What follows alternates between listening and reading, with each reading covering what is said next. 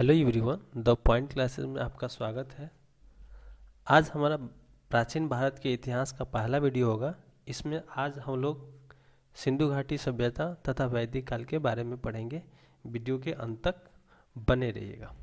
तो चलिए हम लोग शुरू करते हैं। आगे बढ़ने से पहले एक मैं आपको ओवरव्यू दे देता हूँ, ताकि आपको बाद में जितने भी टॉपिक मिलेगा सामने आपको वो फेमिलियर लगेगा। तो चलिए हम लोग शुरू करते हैं। पहला टॉपिक जिसके बारे में हम पढ़ेंगे वो है इतिहास का विभाजन। हमारे इतिहासकारों ने इतिहास को अच्छे से समझने के लिए 3 भागों में विभाजित कर रखा है। पहला जो है वो प्राग ऐतिहासिक काल है, दूसरा है आदि ऐतिहासिक काल और तीसरा है इतिहास। इन तीनों के बारे में आगे हम लोग विस्तृत से अध्ययन करेंगे। अब दूसरा है भारतीय इतिहास का विभाजन। भारतीय इतिहास को भी अच्छे से समझने के लिए हमारे इतिहासकारों ने भारतीय इतिहास को भी 3 भागों में डिवाइड कर रखा है। पहला है प्राचीन भारत का इतिहास, दूसरा है मध्यकालीन भारत का इतिहास और तीसरा है आधुनिक भारत का इतिहास। तीसरा जो टॉपिक है उसके बारे में हम लोग अध्ययन करेंगे जो काफ़ी इम्पोर्टेंट है, वो है सिंधु घाटी की सभ्यता। सिंधु एक नदी है जो आज के टाइम में पाकिस्तान में बहती है। उस नदी के किनारे जो भी सभ्यता विकसित हुई उस सभ्यता को सिंधु घाटी की सभ्यता कहते हैं। चौथा पॉइंट जिसके बारे में पढ़ेंगे वो है वैदिक काल। आर्यों द्वारा चलाई गई जो सभ्यता है वो वैदिक सभ्यता है और उस काल को हम लोग वैदिक काल कहते हैं। और पांचवा पॉइंट है इस पे आधारित प्रश्न जो एग्जाम में कई बार रिपीट हुए हैं। हम लोग वीडियो के लास्ट में उस क्वेश्चन पे डिस्कस करेंगे। चलिए हम लोग शुरू करते हैं। जैसा कि हम जानते हैं हेरोडोटस को इतिहास का पिता कहा जाता है। मैं आपको हेरोडोटस के बारे में एक अलग वीडियो लेके आऊँगा। इनके जीवनी इनको हेरोडोटस को इतिहास का पिता इनको क्यों कहा जाता है। तो चलिए आगे बढ़ते हैं। इतिहास का विभाजन, जैसे मैंने आपको बताया, इतिहास को अच्छे से समझने के लिए हमारे इतिहासकारों ने इतिहास को 3 भागों में विभाजित कर रखा है। पूरे काल को, इतिहास के पूरे काल को। उसमें से एक आता है प्राग ऐतिहासिक काल। प्राग ऐतिहासिक काल में जिसका कोई साक्ष्य नहीं मिलता है उसको प्राग ऐतिहासिक काल कहते हैं। जैसे स्टोन एज, पाषाण काल, नवपाषाण काल, पूरा पाषाण काल, सब इसके अंतर्गत ही आते हैं, प्राग ऐतिहासिक काल के ही। दूसरा आता है हमारा आद्य इतिहास। इसमें क्या होता है, लिपि के तो जो साक्ष्य मिलते हैं परंतु उनको आज तक किसी इतिहासकार ने पढ़ नहीं पाया है। वैसे इतिहास को हम लोग आद्य इतिहास कहते हैं। इसमें सिंधु घाटी की सभ्यता है और वैदिक सभ्यता है। इसकी लिपियाँ तो है लेकिन हमारे इतिहासकारों ने उस लिपि को पढ़ नहीं पाया है, इसलिए इतिहासकारों ने इसे आद्य ऐतिहासिक के श्रेणी में रखा है। तीसरा आता है इतिहास। जहाँ से हमें लिखित साक्ष्य मिलना प्रारंभ हो जाते हैं उन्हें हम लोग इतिहास कहते हैं। जैसे इन्होंने 6ठी शताब्दी ईसा पूर्व से प्रारंभ होने वाले काल को इतिहास कहते हैं, क्योंकि उसके बाद वाले काल का लिखित साक्ष्य मिलना प्रारंभ हो जाता है। आगे बढ़, भारत के इतिहास का प्रारंभ सिंधु घाटी की सभ्यता से लगभग 3000 ईसा पूर्व से माना जाता है तथा इसका अंत भारत की स्वतंत्रता प्राप्ति तक माना जाता है, 1947 तक। मोटे तौर पर भारत के इतिहास को भी 3 भागों में बांटा गया है हमारे इतिहासकारों के द्वारा। इसमें प्राचीन भारत का इतिहास है, सिंधु घाटी की सभ्यता से लेकर दिल्ली सल्तनत की स्थापना तक के पहले के काल को हम लोग प्राचीन भारत का इतिहास कहते हैं। इसमें 3000 ईसा पूर्व से लेकर 8वीं सदी तक के काल को हम लोग प्राचीन भारत का इतिहास कहते हैं। दूसरा आता है मध्यकालीन भारत का इतिहास। इसमें क्या होता है, दिल्ली सल्तनत की स्थापना से लेकर उत्तरकालीन मुगल काल के जो शासक थे उनके काल को मध्यकालीन भारत के श्रेणी में रखा जाता है। तीसरा आता है हमारा आधुनिक भारत का इतिहास। उत्तरकालीन जितने मुगल शासक थे उनकी स्थापना से लेके भारत की स्वतंत्रता प्राप्ति तक, मतलब 1707 ईस्वी से लेके 1947 ईस्वी तक के काल को आधुनिक भारत का इतिहास कहा जाता है। अब हम लोग मेन टॉपिक पे आएंगे जो हम लोग पढ़ना चाहते थे। एग्जाम पॉइंट ऑफ व्यू से काफ़ी इम्पोर्टेंट है। प्राचीन भारत के जितने भी क्वेश्चन होते हैं वो 80% लगभग आपको सिंधु घाटी सभ्यता से होते हैं। तो चलिए हम लोग शुरू करते हैं, एक एक पॉइंट हम लोग ध्यान से पढ़ेंगे। सिंधु घाटी की सभ्यता सबसे पुरानी सभ्यता है और पुरानी सभ्यता है। 1857 ईस्वी में कराची और लाहौर के बीच रेल पटरी बिछाने के दौरान जॉन ब्रांटन और विलियम ब्रांटन को दो प्राचीन नगरों हड़प्पा और मोहनजोदड़ो के बारे में पता चला। हड़प्पा रावी नदी के किनारे बसा था। सिंधु घाटी सभ्यता का क्षेत्र त्रिभुजाकार था और इसका क्षेत्रफल 13 लाख वर्ग किलोमीटर था। हड़प्पा सभ्यता को कांस्ययुगीन सभ्यता भी कहा जाता है। मोहनजोदड़ो सिंधु नदी के किनारे बसा नगर था। साक्ष्यों से बहुत सी जानकारियां मिली है जो इस प्रकार है। लगभग 5000 साल पहले एक उच्च स्तरीय विकसित सभ्यता हुई थी जिसका नगर प्रबंधन उच्च कोटि का था। वहाँ के लोगों को सड़कों और नालियों के बारे में अच्छी जानकारी थी। यह एक नगरीय सभ्यता थी। नगरीय सभ्यता कहने का मतलब ये शहरी सभ्यता थी आज के टाइम का। सिंधु घाटी के लोग घर बनाने के लिए किसका प्रयोग करते थे? ईंटों का प्रयोग करते थे। गुजरात का शहर लोथल और सिंधु घाटी सभ्यता का एक प्रसिद्ध बंदरगाह था। मोहनजोदड़ो में जो सबसे बड़ा भवन था वो धान्यागार था। विशाल स्नानागार मोहनजोदड़ो की खुदाई में मिले हैं। मोहनजोदड़ो को मृतकों का टीला भी कहा जाता है। मोहनजोदड़ो से एक नृत्य करती हुई एक नर्तकी की कांस्य की मूर्ति मिली है। दूसरे पॉइंट की तरफ चलते हैं। सिंधु घाटी सभ्यता की अर्थव्यवस्था कृषि और पशुपालन थी। हड़प्पा सभ्यता से लोहे की प्राप्ति नहीं हुई है। इससे प्रतीत ये होता है जो हड़प्पा सभ्यता के जो लोग थे वो लोहे से परिचित नहीं थे। सिंधु घाटी सभ्यता के लोग सबसे पहले कपास का उत्पादन किया। सिंधु सभ्यता को आद्य ऐतिहासिक युग में रखा जाता है।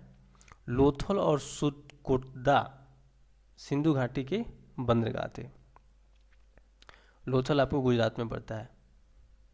सुटकोटदा आपको कच्छ का रन, जो गुजरात का जो कच्छ का रन है वहाँ पड़ता है। इस सभ्यता के मुख्य निवासी द्रविड़ थे और भूमध्य सागरीय थे।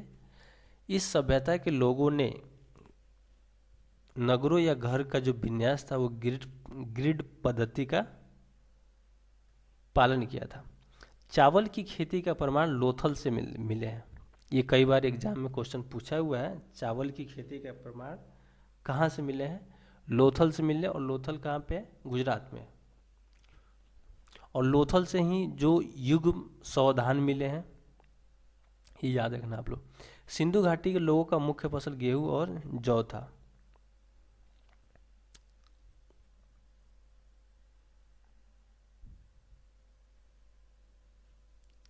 अब हम लोग वैदिक सभ्यता के बारे में पढ़ेंगे। चलिए हम लोग शुरू करते हैं। ये है हमारा प्यारा भारत। तो ये आर्य मध्य एशिया से आए थे मैक्स मूलर के अनुसार। आर्य सर्वप्रथम इंडिया में आके पंजाब में बसे। आर्यों द्वारा चलाई गई जो सभ्यता थी वो वैदिक सभ्यता थी और उस काल को वैदिक काल कहा जाता है। वैदिक सभ्यता को दो भागों में बांटा गया है। एक ऋग्वैदिक काल जो 1500 ईसा पूर्व से लेके 1000 ईसा पूर्व तक के काल को ऋग्वैदिक काल कहा जाता है। और दूसरा है उत्तर वैदिक काल 1000 ईसा पूर्व से लेके 600 ईसा पूर्व तक। पूर्व वैदिक काल को ऋग्वैदिक काल भी कहा जाता है। ऋग्वैदिक काल में यानी पूर्व वैदिक काल में ऋग्वेद की रचना हुई जो विश्व की सबसे प्राचीन ग्रंथ मानी जाती है। मैक्स मूलर ने आर्यों का स्थान मध्य एशिया बैक्ट्रिया को माना है। आर्यों द्वारा निर्मित जो सभ्यता थी वो वैदिक सभ्यता कहलाई। यह एक ग्रामीण सभ्यता थी। हाँ, एक बार गौर करने वाली बात है, जो सिंधु घाटी की सभ्यता थी वो शहरी सभ्यता थी, और जो आर्यों की सभ्यता थी वो ग्रामीण सभ्यता थी। आर्यों का समाज पितृ प्रधान था, और समाज की सबसे छोटी इकाई समाज या कुल थी, और जिसका मुखिया कुलप कहलाता था।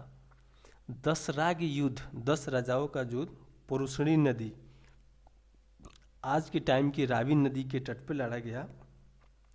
इस युद्ध में भरत जन के राजा जो सुदास था उसकी विजय हुई थी। वैदिक काल के बारे में कुछ इंपॉर्टेंट फैक्ट है, वो यहाँ पे हमने दे रखा है आपको। चलिए शुरू करते हैं। जीवन भर अविवाहित रहने वाली महिलाओं को आमजू कहा जाता था। आर्यों को प्रमुख पेय पदार्थ सोमरस था। महर्षि कणाद को परमाणुवाद का जनक कहा जाता है। आर्यों का जो प्रमुख व्यवसाय था वो पशुपालन एवं कृषि था। आर्यों का प्रिय पशु घोड़ा था, और सर्वाधिक प्रिय देवता। सब्जेक्टिव पार्ट यहीं पे खत्म होता है। तो चलिए हम लोग टेस्ट की तरफ चलते हैं। इस पे आधारित जो क्वेश्चन है, चलिए हम लोग शुरू करते हैं। पहला क्वेश्चन है, सिंधु घाटी स्थल कालीबंगन किस प्रदेश में है? सिंधु घाटी का जो कालीबंगन जो प्रदेश है वो राजस्थान में है। कालीबंगन में चूड़ियाँ बनती थी, और ये सिंधु घाटी सभ्यता का इंडस्ट्रियल एरिया था कालीबंगन। सिंधु सभ्यता किस युग की सभ्यता थी? सिंधु सभ्यता कांस्य युग की सभ्यता थी। हड़प्पावासी किस वस्तु के उत्पादन में सर्वप्रथम थे? पारंगत थे। कपास के उत्पादन में पारंगत थे। हम लोग चौथा क्वेश्चन देखेंगे। सिंधु सभ्यता का बंदरगाह निम्नलिखित में से कौन था? कालीबंगन सिंधु सभ्यता का बंदरगाह था। हड़प्पा सभ्यता का खोजकर्ता कौन थे? मतलब हड़प्पा सभ्यता को खोज किसने किया था? दयाराम साहनी जी ने हड़प्पा संस्कृति की सभ्यता का खोज किया था 1921 ईस्वी में। हड़प्पा के लोगों की सामाजिक पद्धति क्या थी? उचित समतावादी थी। ये सारे क्वेश्चन क्राउन और लुसेंट से लिए गए, जो ये कई बार एग्जाम में रिपीट हुए हैं। आप चेक कर सकते हैं, क्रॉस चेक कर सकते हैं। सिंधु सभ्यता की ईंटों का अलंकरण किस स्थान से मिलता है? कालीबंगन से मिलता है। मोहनजोदड़ो कहाँ स्थित है? मोहनजोदड़ो सिंध में स्थित है।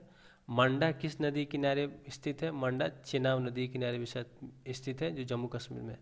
हड़प्पा में एक उन्नत जल प्रबंधन प्रणाली का पता चला है। कहाँ पे? धालावीरा में। धालावीरा किधर है? गुजरात में। चलिए आगे क्वेश्चन पढ़ते हैं 11 नंबर क्वेश्चन पे।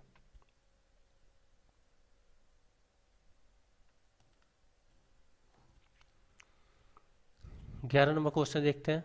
हड़प्पा और मोहनजोदड़ो की पुरातात्विक खुदाई के प्रभारी कौन थे? Sir John Marshall. सिंधु घाटी के लोग विश्वास करते थे, मातृशक्ति में सिंधु घाटी के लोग विश्वास करते थे।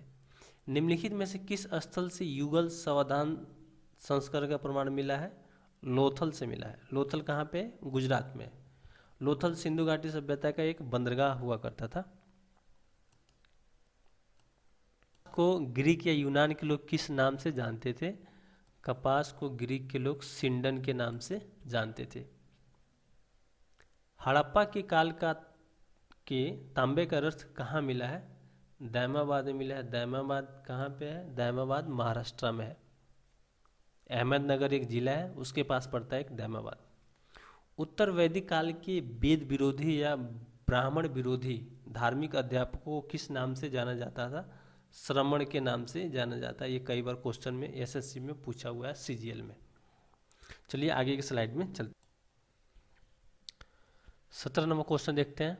किस वेद में प्राचीन वैदिक युग की संस्कृति के बारे में लिखा हुआ? ऋग्वेद में प्राचीन वैदिक युग की संस्कृति के बारे में लिखा गया है। भारत के राज्य चिन्ह में प्रयोग होने वाला शब्द सत्यमेव जयते किस उपनिषद से लिया गया है? मुंडक उपनिषद से लिया गया है। प्रथम विधि निर्माता कौन थे? प्रथम विधि निर्माता मनु थे। चलिए आगे चलते हैं। क्वेश्चन नंबर 20 देखते हैं। 800 ईसा पूर्व से लेके 600 ईसा पूर्व तक के काल को किस युग से जुड़ा है? ये ब्राह्मण काल से जुड़ा है। प्राचीन भारत में निष्क से जाने जाते थे स्वर्ण के आभूषण, और ये जो निष्क नाम से जो आभूषण थे ये गले में पहने जाने वाले था आभूषण था। आरंभिक वैदिक साहित्य में सर्वाधिक वर्णित नदी कौन सी है? सिंधु। जो वैदिक साहित्य में सर्वाधिक वर्णित नदी सिंधु है और सबसे पवित्र नदी सरस्वती है। तो चलिए आगे की स्लाइड में अब नेक्स्ट क्वेश्चन देखते हैं। चलिए क्वेश्चन नंबर 23 देखते हैं। उपनिषद काल में राजा अश्वपति शासक थे। केकई एक राज था, उपनिषद काल में वहाँ के राजा अश्वपति थे। ब्राह्मण ग्रंथों में सर्वाधिक प्राचीन कौन सा है? ब्राह्मण ग्रंथों में सबसे प्राचीन है शतपथ ब्राह्मण। पूर्व वैदिक आर्यों का धर्म मुख्यतः प्रमुख था प्रकृति पूजा और यज्ञ।